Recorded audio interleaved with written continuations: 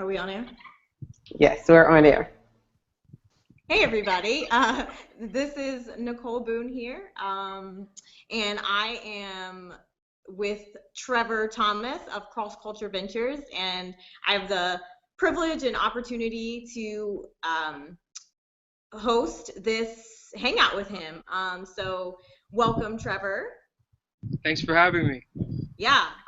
So I think as you guys know, we'll start out by just kind of talking to Trevor about who he is, and then we'll matriculate through some other questions that we have. So Trevor, welcome.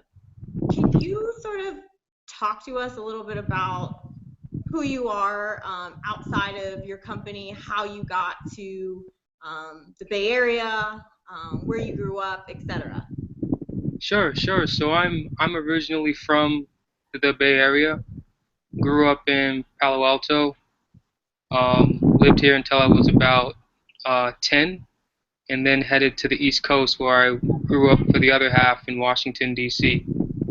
Um, in terms of background, I went to college at Morgan State, studied industrial engineering, and then came back to the West Coast right afterwards. Worked at Accenture doing strategy consulting for a few years before going back to school. I went to school at MIT, got a master's in engineering, logistics, and then started a company. Um, kind of ran that company, exited that company, and then moved into venture capital. Nice. And can you talk a little bit about the company that you started? Yeah, so the company was called The Third Space. Um, it was our vision of how to make getting delayed in airports fun.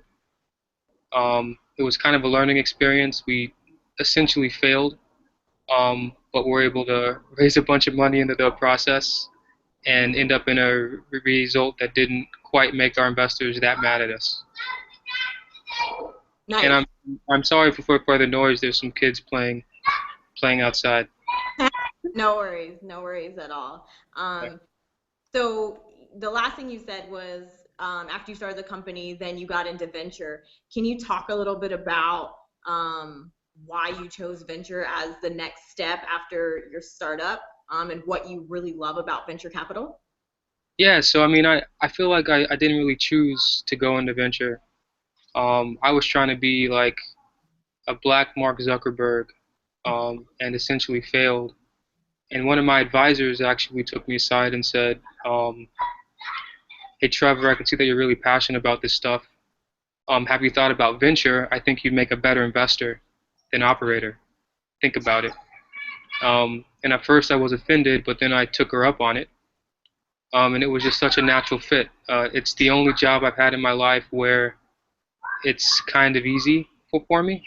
It feels natural, and I basically do every day what I would do anyways. Just hang out with people that I like, that I think are interesting, um, and just build things from nothing into something. Okay, cool. And so I want to go back to what you said about you being a better investor than operator. Can you talk a little bit more about maybe what some traits are that you possess that make you a better investor than operator? Yeah, so I'm pretty introverted. I prefer to think than act. Um, I I think about a ton of options at the same time. So I remember as a founder, I would take forever to make a decision because I'd be thinking about all the different options. Turns out that's kind of one of the jobs of a venture capitalist. Um, Also, I think to be a successful founder, you have to have a really specific passion around a technology or a market or a product. And I think I don't have that passion for one thing. Rather, I have a passion for the process itself. Hmm. Um, and I think that's a trait that a lot of folks I've met share. Now, the lady that told me this, that gave me this advice, never actually explained why. Hmm. And I probably should ask her. But what I always thought was that she saw something in me that she saw in her husband, because her husband happened to be a very successful BPC himself. Nice. Okay. So let's talk more about venture and your company, Cross Culture Ventures. But before we do that, I realized that for those of you listening, if you are listening on the YouTube channel and you have questions, please ask those questions via Twitter. And then if you're listening in the Hangout interface, there should be a 9-box square in the top right-hand corner. And once you click on that, there should be a Q&A function. You can ask your questions through there, and we will have a question and answer period after we get through the first round of questions with Trevor. Okay, so Trevor, can you talk a little bit about Cross Culture Ventures, how you got there, talk a little bit about how you met some of the partners? Yeah. Yeah, so Cross Culture Ventures is a fund, early stage venture fund that I started with Marlon Nichols and Troy Carter about a year ago. What it is it's a fund whose thesis is culture. You know, we think that we're really good at identifying companies that essentially have their backs to the tailwinds of cultural trends and helping those types of companies to succeed. It's a thesis that each of us has kind of been enacting individually over years before me meeting and deciding to do the fund. So how I met my partners was Marlon actually met through a program called MLT. Many of you are probably in it or are thinking about it or know about it. When we were both looking at getting MBAs. And we kind of kept in touch and then got reconnected when we were both in this organization called the Kauffman Fellows Program, which is kind of like the Aspen Institute for Venture Capital. He was at Intel. I was at a family office in Santa Monica called Roll Global, and we kind of started talking about ideas. We were both introduced to Troy at the same time through a mutual friend named Frida Capor Klein, who runs a fund in Oakland called Capor Capital. And we all just hit it off. We just like instantly clicked. And we just started hanging out a lot. We spent 4 or 6 months just going to parties, vacationing together, and just learning and thinking about what we want to do. And cross culture is the outcome. And so you've got yourself, you've got Marlon, you've got Troy. How do you all fit within the firm? Is one of you kind of like the numbers guy? Is one of you kind of the cultural expert? Like, how does that work? Yeah, we all have really different experiences. So Troy comes from the music business, where he managed the careers of folks like Lady Gaga and John Legend and Meghan Trainor. He kind of has this ability to spot talent, maybe identify stars before they're stars, and he translated that intuition into founders. So I'd say that's kind of his superpower. Marlon is actually very technical, process oriented, and just kind of like your classic BBC. He had been working at Intel, which is pretty much the most active venture fund out there, huge fund, and had successfully just processed a ton of deals across different kinds of sectors and stages. So he had a ton of experience just doing classic venture. And then me, I came from a more non-traditional background in venture in that I worked at a family office and I did weird types of deals. So I did deals as diverse as buying aquifers to investing in fruit companies to investing in like pharmaceutical companies to investing in like your classical consumer tech stuff. So we kind of thought about those different experiences and thought that with our powers combined, we are Captain Planet. We we can kind of do a lot of things that we couldn't normally do, understand deals that we wouldn't normally be able to understand on our own, and still have that intuition to really pick winners. Cool. Hey, Nicole, do you mind if I jump in real quick? We have a question that just came up. Sure. Brendan wants to know, how do you suggest gaining knowledge from a VC despite the fact that you don't want to pitch for a VC? I think that's a great question. Yeah, just hit them up. Just hang out. I think folks would love that. You know, we get pitched all day. I think people are always open to giving advice, or just learning, or just meeting someone new. And just one tip, I'd say that's how you should start your pitch. Is not as a pitch, but just get to know folks that maybe in the future you think you might want to pitch, so that there's an existing relationship there.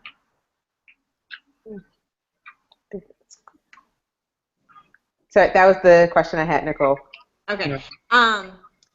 So Trevor, it would be great if you could talk a little bit about what you see as your definition of culture, right? So you guys are kind of building your brand on identifying culture. Does that mean like what's the next coolest shoe, or is it bigger than that? It's definitely bigger than that. You know, we think of mainstream culture. When we're talking about culture, we're talking about mainstream culture, and that is sort of defined as the attitudes, the beliefs, the behaviors that are dominant and drive consumption. So, you know, what are the main kind of tenets of society that is driving what people buy and what experiences that they're seeking to seek out. So like, so just more specifically, what we do is we take data points from a bunch of places. The music industry, advertising agencies. We have a few partners in different industries, and we titrate these data points into what we call consumer shifts, and we identify a few of them, and then we use those to help inform what kind of companies we investigate. And so with that, what are you seeing right now? Like what shifts or trends are you seeing that maybe other people aren't seeing, or maybe they are seeing? Yeah. I mean,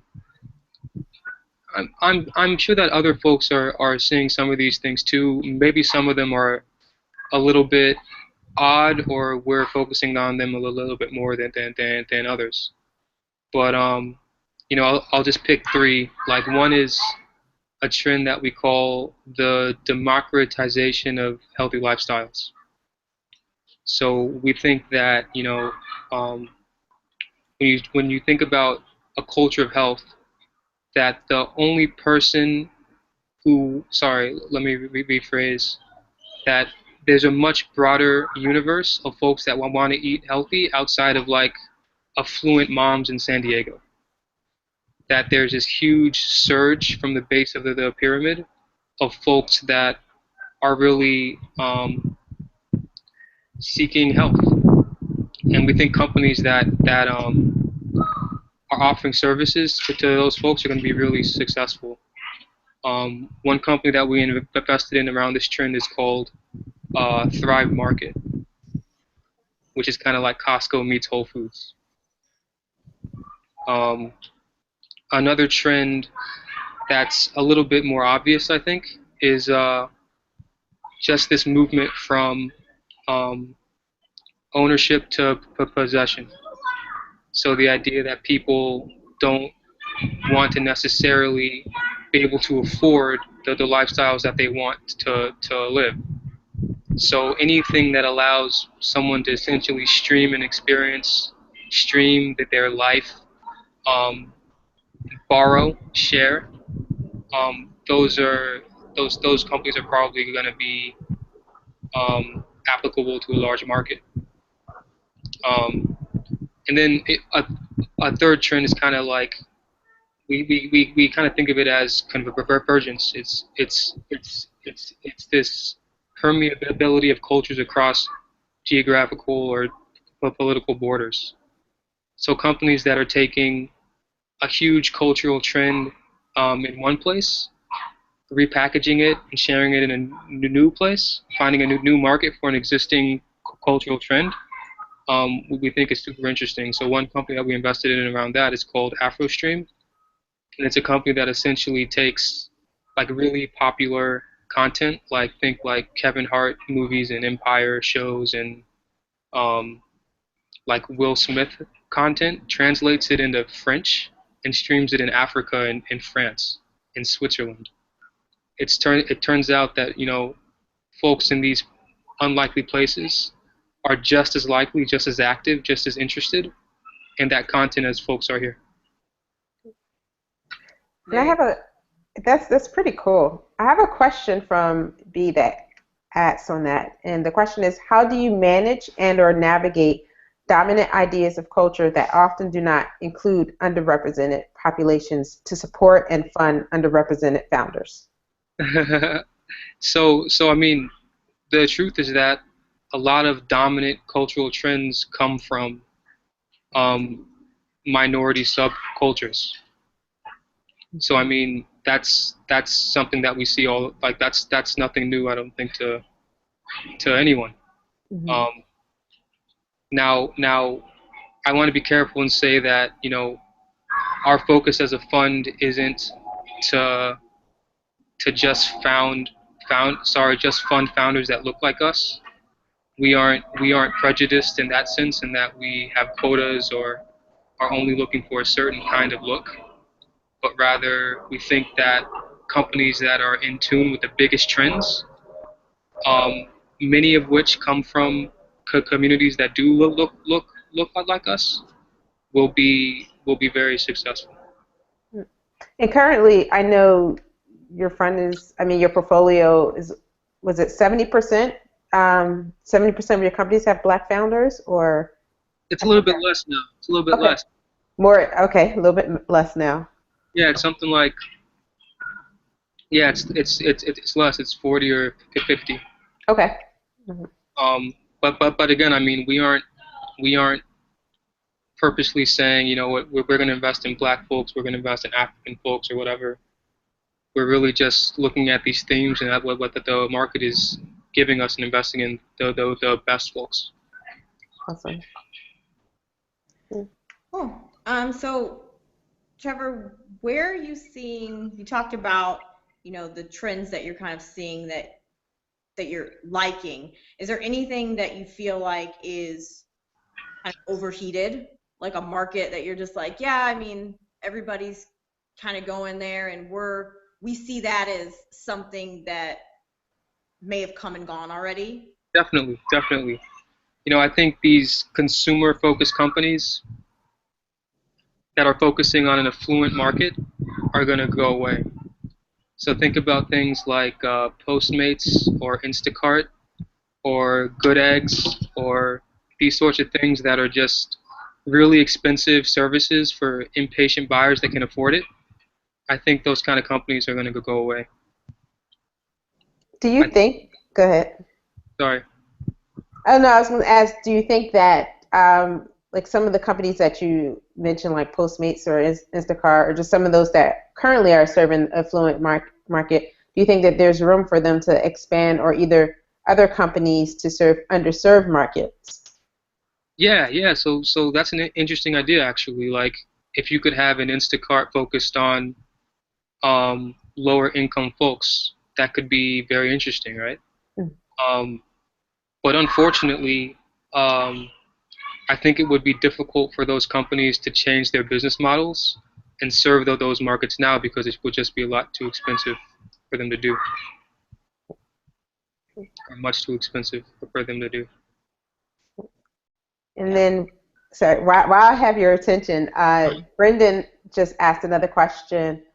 He wants to know, do VCs assist startups with finding necessary tools such as insurance Specifically, is insurance a required component of a funding agreement? Um, so, so, so that's actually like a really technical question. So the answer is maybe. Um, there are definitely times, like we have one investment called Skirt, that's a company in the car space, transportation space, that's kind of solving a pain point between car ownership and car sharing, essentially. But we're actually working with them on securing some insurance stuff. But it's not something that we do all the time. Another case is like when you take a board seat on a company, you have to have a certain kind of insurance that typically a VC would help you get. Um, so the answer is maybe, but not all the time. And I have another question. Sorry, Nicole. You're good. Go ahead. Do you think the VC model will be challenged with the advancement of equity crowdfunding for both non-accredited and accredited investors, especially since you can involve the stakeholders in the capital raising process? Not so much. I mean, you have AngelList, you have Circle Up, you have Kickstarter, you have Indiegogo. These things all exist now, but companies are still requiring and needing venture capital from like actual funds. I think the problem with these new models is that um, I'm going to get philosophical for a second, but early stage markets are not efficient. So it's very difficult for the public to price. So more volume of buyers, um, I don't think makes a lot of sense in that it's so difficult to price these things. So what I think is happening is that a lot of folks are investing because they can, but very few of them are making money. The vast majority of profits from early stage investments are still accruing to really the top percentile of funds. Then next question that we have is, since from your perspective as an investor, what are the three things you've learned along the way in founding cross culture ventures? As an investor, what are the three things I've learned? Yes. Um, I think I've learned a lot just about how to run a fund. It's very different to work in a fund and to run a fund. It's a lot more work. Um, so What's I the difference there in terms of work in a fund versus run? When you say work, you mean just working at a company, or go ahead? so there's a difference between being an investor that works under the umbrella of a larger fund and actually running a fund on your own. There's just a huge administrative component. You have like the SEC, you have to have a CFO, you have to manage a team, you have to hire folks, fire folks, you have to raise money from limited partners, which are like institutions like universities or pension funds, fund of funds, and like individuals. So you have to manage all of those relationships. And you have to do all of that in addition to finding great founders and so supporting them. So it's kind of a job where you're always stretched a little bit thinner than you'd like. But so I think I only gave two. Okay. The third one is just I would say around deal flow. Just how to really have um, really organized deal flow is super important. And Felix wants to know, how would you recommend startups approach cross-culture VC? Reach out. You know, it's always best to come through an introduction that we trust instead of a cold email. Yeah, find someone that we know and trust, and have them introduce you, and we'd be happy to hang out. Now, Nicole, your email box is going to be filled. Keep them Hey coming. guys, I'm gonna move inside really fast because I'm running out of juice. But Okay. I'm listening. Nicole, you're going to be very popular in the next week. I know, right? I like that. Email. Everyone email Nicole. Yeah. Do you have any more questions right now, Hadiya? No, actually, Okay. the slate is clean until they come in. Go ahead. Do you want to run with it? Yeah, I do. So I think it would be helpful, Trevor, if you talked a little bit He about. laughed. Oh, wait. Are you there, Trevor? Okay. I'm listening. I'm listening. So I think it would be helpful if you talked a little bit about what your investment model is. So are you guys super revenue driven? Are you really concerned about getting to know the founders? Is it a little bit of both? I think it'd be helpful to talk about that. Mm-hmm. So you're more so asking like, what do we look for? Yeah. Yeah. Yeah. So we look for just great founders. And a great founder is one that is very scrappy. And by Say more. scrappy, What do you mean by that? Sorry to interrupt, but I just want you to elaborate on what that means. scrappy is hustle. You know, someone who can just get in there and make things happen. You know, we use an analogy, so sometimes like if it's a dark, rainy night and you know come across a founder in an alley, who's gonna walk away from that interaction? That sounds extreme, but like seriously, there are times when you have a business where things get crazy, and you need to know that the people that you're with are tough enough to handle those things. So we look for that. We look for a lot of traction. We love people who just launch stuff, just try things. We love revenue. I think that's one of the best proof points you can have. We also look for just great teams. So people that are not just the founders themselves, but what sort of talent are they able to attract, even when they have nothing? How are they able to attract really A plus players around them to help them build? But I mean, other than that, it's just the basic stuff. You know, great differentiated products targeting a large growing market, Yeah. et cetera, et cetera, et cetera. So I'm thinking kind of out loud here, but I know this company, and I think the business model is great, and they're making revenue, but I think maybe the team component is missing, right? So it's kind of just this founder, and she's been hustling, hustling, hustling for like 4 years.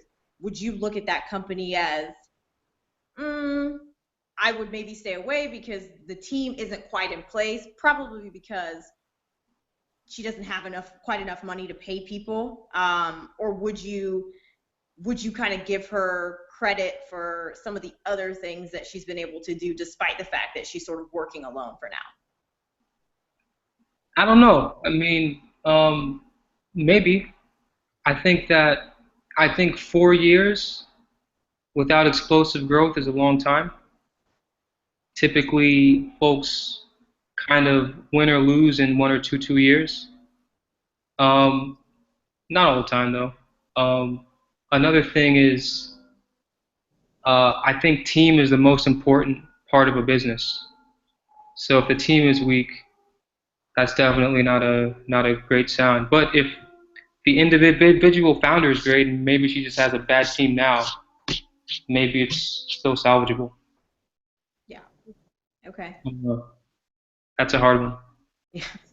So I have a question for people who are watching, and they're thinking about emailing Nicole to get an introduction to you. Uh-huh. What stage should they be at? When does someone actually reach out and get attention from an investor? Yeah, so I'd say when you're raising like your seed round, when you're raising your first money, reach out. Okay. And so how do, even if someone's at like a seed round, what steps should they have in place before approaching an Just investor? just have greater than $1 of revenue. Okay. Have a product that works that you can show us, that you've tested a little bit, um, and have a lot of heart. Oh. Yeah. I mean, best case is just looking at the stuff that we've invested in lately. Most founders have had, revenue in the hundreds of thousands. Most have users in the at the time we invest in the hundreds of thousands or maybe a little bit less. Most all of them have had a product, all are post launch.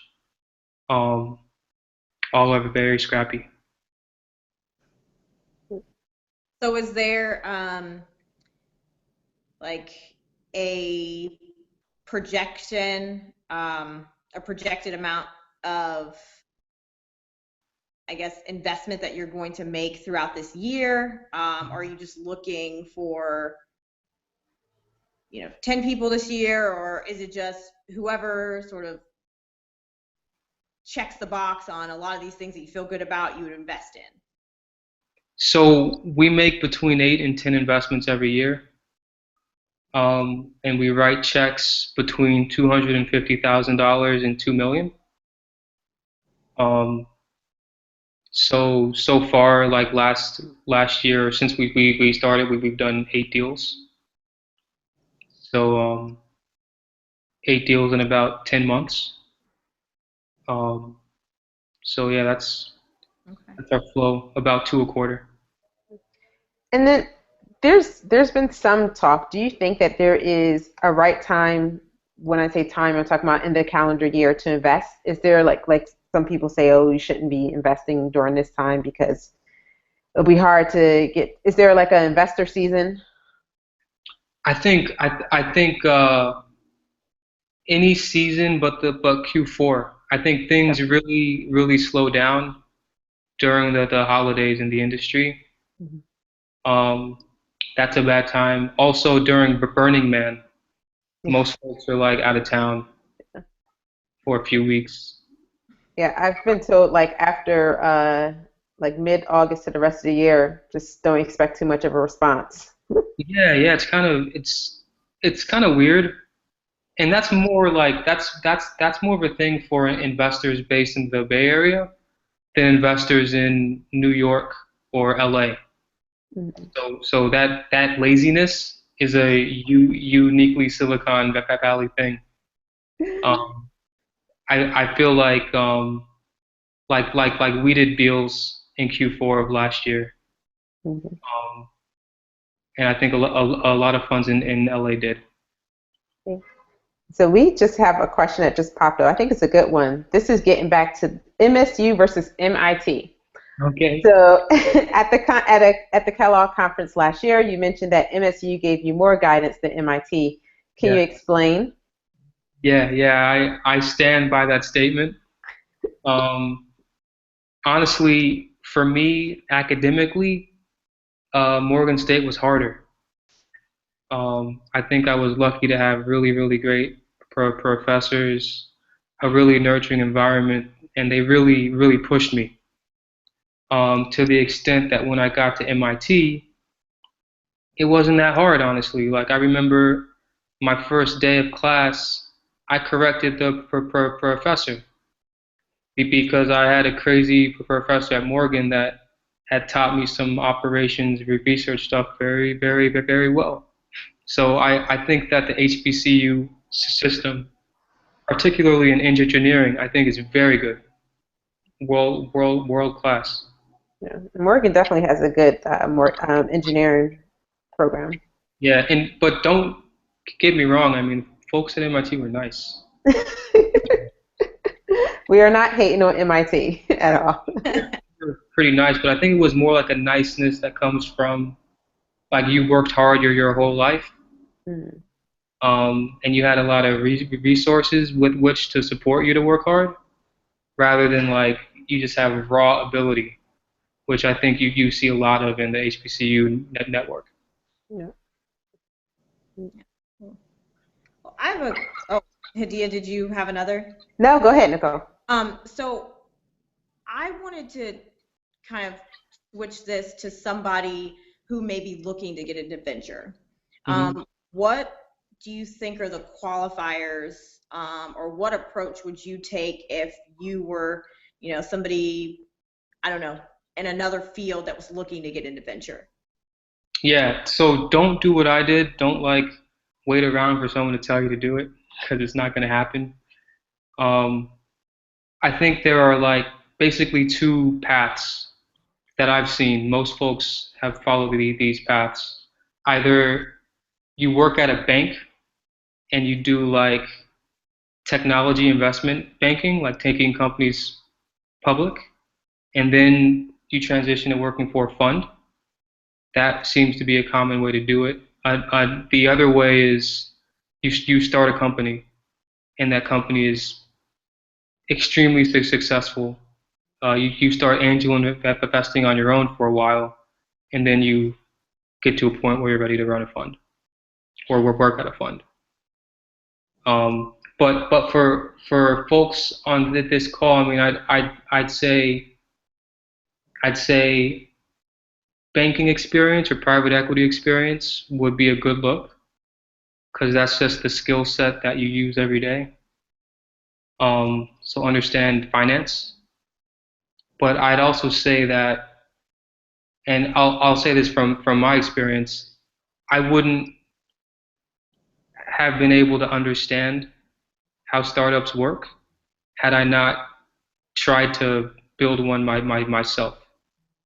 I think just having that experience of pitching VCs and raising money and having your own team and trying to win is hugely valuable and is a huge advantage. And I think a lot of funds look for that perspective. I have a question that just came in. Mhm. So the question jumps back to fundraising, and then we could jump back to becoming a venture. The question is, what is negotiated in a seed round? Founders, staff salary, marketing costs, and what does that cash flow go towards? So what is negotiated in a seed round? Yeah. How does the cash go towards? So typically, the two things that are negotiated are the amount that's going to be invested and the cap of the company. And the cap is kind of like this weird term that's a proxy for the valuation of the company. Um, so you might be raising $100,000 on a three cap, which means you're raising $100,000 and you think that your company is worth about $3 million right now. So that investor would their percentage stake would be 100,000 divided by 3 million. And what the capital goes towards is typically you know it goes towards head count, it goes towards product. That's something that is usually spelled out before the investment is made, but it's not something that's often negotiated. Like investors can't technically tell you what to spend the money on. Um, Rather, they have to trust you that you're going to spend it wisely on things that move the company forward. And talking about, I guess, in the seed round, and you're looking at fundraising and what goes into that, or where the capital goes. I know a lot of people put their founder's salary. What is typical uh, for founder salary? It depends. I mean, we like it to be like really small. Like What's small? I've seen zero small. Zero small. Yeah, zero small. I've seen like 50K. I've seen 45K. I've seen 20K a year. Hmm. usually when a company's doing all right, like they've done their Series A, founder salaries go up to like 100. But typically for a company that hasn't like had a huge amount of capital raised or isn't on a point of being close to exiting, you don't see salaries go much above 100. Usually, I mean, there are cases where they go super high or founders take money off the table, um, which means they just take and keep a percentage of the capital raised. But that's fairly rare. Typically, investors like to see a founder taking just what they need and no more, and focusing totally on building the business. And that way, the perception is that they're really, really incented to make the company successful, and they aren't comfortable off of their salary alone. Is that frowned upon if so let's say the pitch is that a founder has just left their full-time job making 6K, first-time founder, and then they put in their statement that they are going to keep the same salary. Is that frowned upon from the investor perspective? Yeah. I mean, the idea is um, that you're being scrappy, right? That you're that you're putting yourself in a really uncomfortable position where you have to succeed. Um, and the idea is also that like you were wise in your past life and saved some money up. So like that you were a good steward of the previous capital that you've been entrusted to, and that you aren't going to use capital that should be used to build a company for personal use. So yeah, I think it is like what's really frowned upon um, by us at least is this idea of founders taking huge capital inflows from investors. So the idea that if you successfully raise your Series A, then you can take home like $1 million. I feel like that disincentivizes founders and just makes everything run a little bit slowly. Okay. But I mean, some other folks are like, that's smart, but we prefer folks to stay scrappy for as long as possible. Cool. Nicole, did you want to talk about the journey, the career journey to being a investor? Did you want to jump back into that, or? I mean, I think Trevor kind of covered that. I actually wanted to talk about two terms that I think anybody in venture, a founder, etc., may hear a lot about, and that's economics and control. Yeah. So I wanted to know, Trevor, if you could sort of explain what both of those mean. And then the second part of the question would be, in your opinion, which one is most important? So I think for a founder, control is most important, usually, and for an investor, economics is most important, usually. So it's kind of like this tug of war where both ideally want both, or best cases of both, but you have to figure out what makes the most sense for the company. So I mean, when people talk about economics, they're generally talking about like like um, like how much someone is gonna get paid or how much equity a certain party gets in terms of options or otherwise. When you talk about control, you're usually talking about the actual um, how the decisions are made in companies. So who has control over the board? Who can fire the CEO? What can the CEO do and not do without asking anyone? Um, so those are like often very touchy subjects. But I mean, it's at the seed stage, it's typically not a big deal.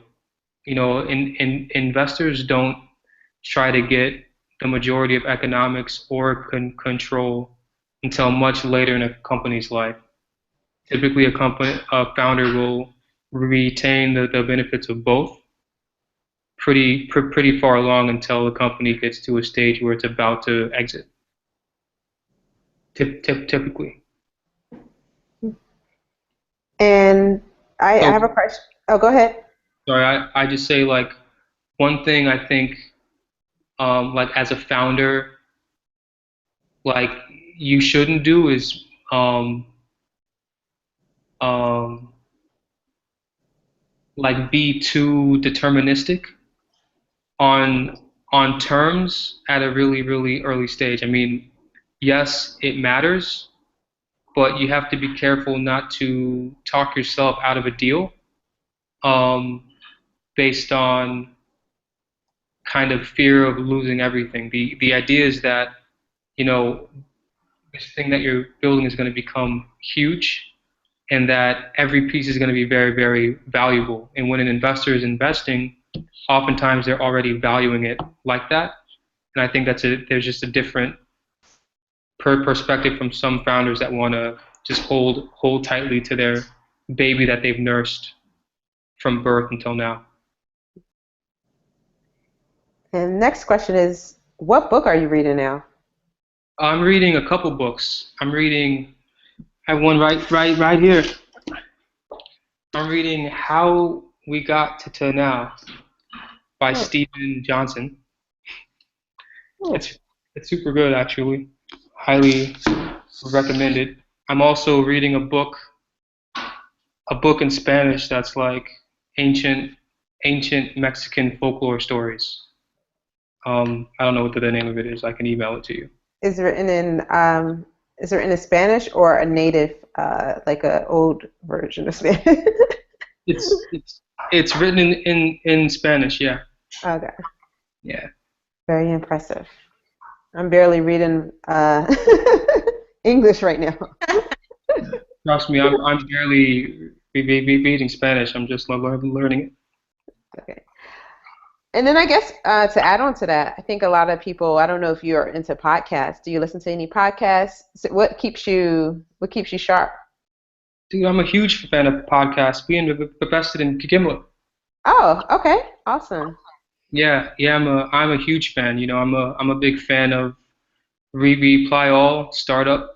Hmm. Um, I still think This American Life is good. Hmm.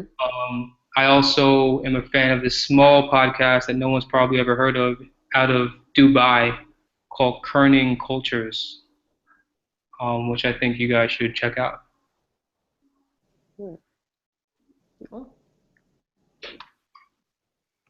Yeah.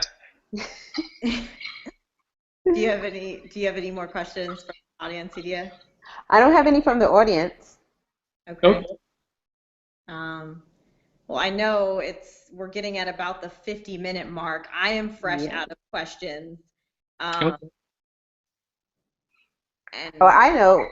Well, we can just give the floor to Trevor. What's next? Like, I mean, other than looking for your next investment, what are you expecting for this year? I think it's going to be a great year. The markets are in this weird place where a lot of people are expecting a fall, Yeah. and other folks are expecting like a rapid rise. I'm really excited to see what happens. Yeah, and there's a question that just came in relating to that, and is the VC market as bad as what it is being talked about?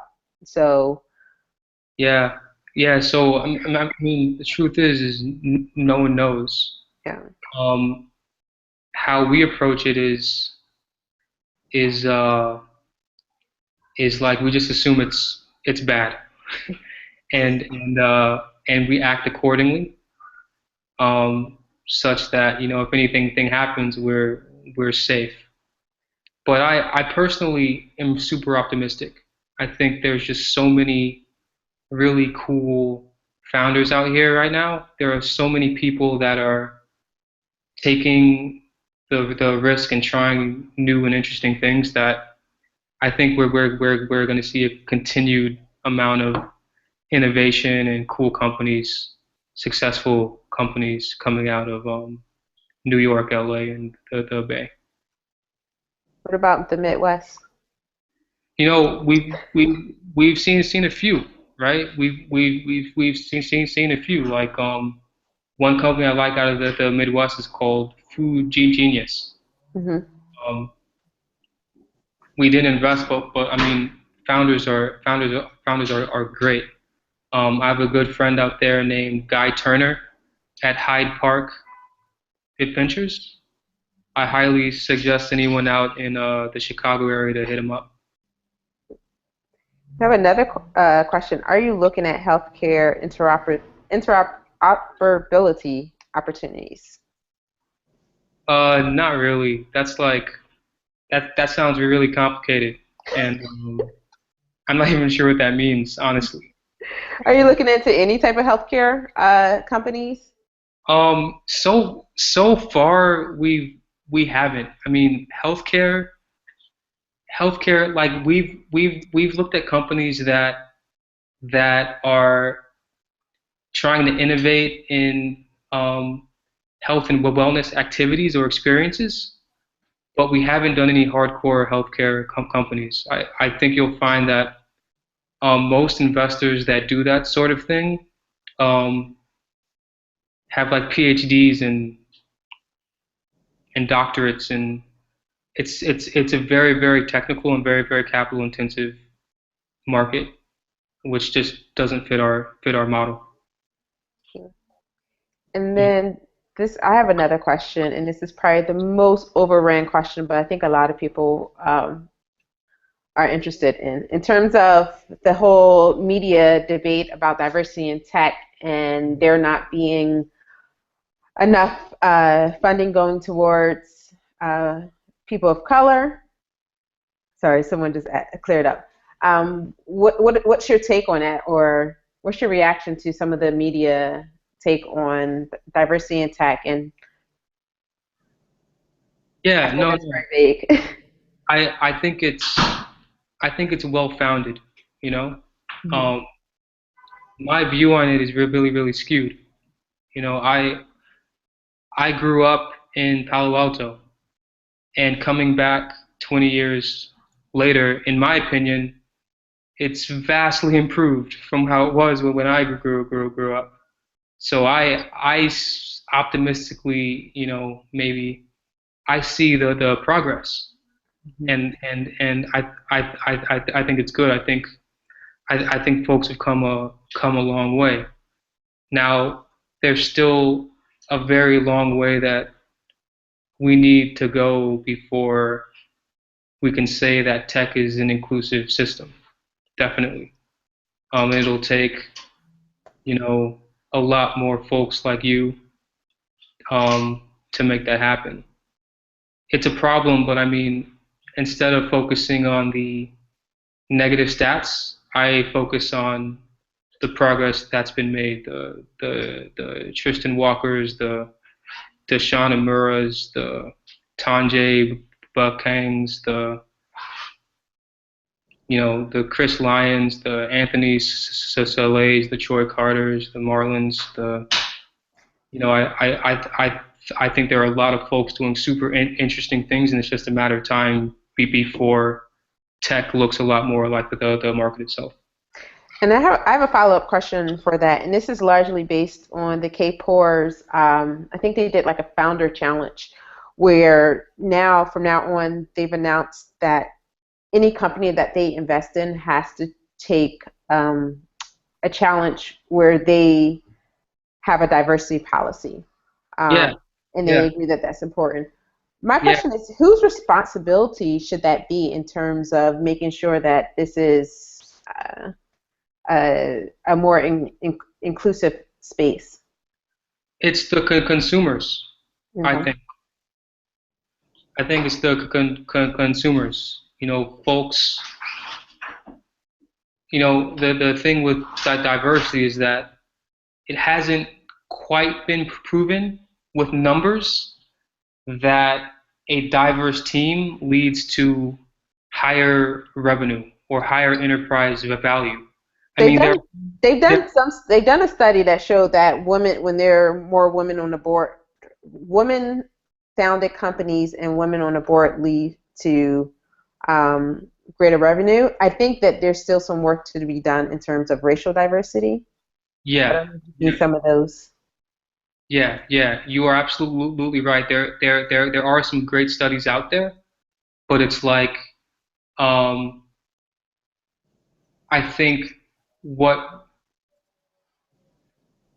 what what folks need to understand is that there's a market component. That if you if you aren't inclusive, then there's like a fairly immediate negative economic consequence. And I think that's coming soon. I think in some sectors you can see it. For example, like in some consumer products sectors, like Johnson Johnson, or in the hair care industry, you can see it. But in like tech, selling iPhones, it's difficult to make that causal connection. It's probably true, but I think until it hurts, folks aren't gonna move. Okay. And last question, what's the best place to live in the Bay Area? Or for those who are thinking about moving here, they specifically want to know East Bay areas do you recommend? I was just going to ask, where in the Bay Area should people live? Uh-huh. I think that the correct answer is downtown Oakland. Yeah. Oakland. I I think that's the right answer. Okay. Definitely want to thank you for your time, both you and Nicole. Sorry, just highlighting. Is there, how can people follow you? What are your like social media shout outs so that people can follow what's going on with you and Cross Culture Ventures? Yeah, follow us at Cross Culture Ventures. Follow me at TNT BBC. Um, you can check out our website at crossculturevc.com. Um, yeah. Mhm. Well, I definitely want to thank you and thank everyone who joined us tonight. You guys have a great night, and our next broadcast is actually this Friday. We'll do a Q&A of working at Pandora. So we have the diversity managers from Pandora joining us and going to tell us what it's like to work at Pandora. So other than that, have a good night. Bye, everyone. Awesome. See you. Thanks for having me. Bye. Bye.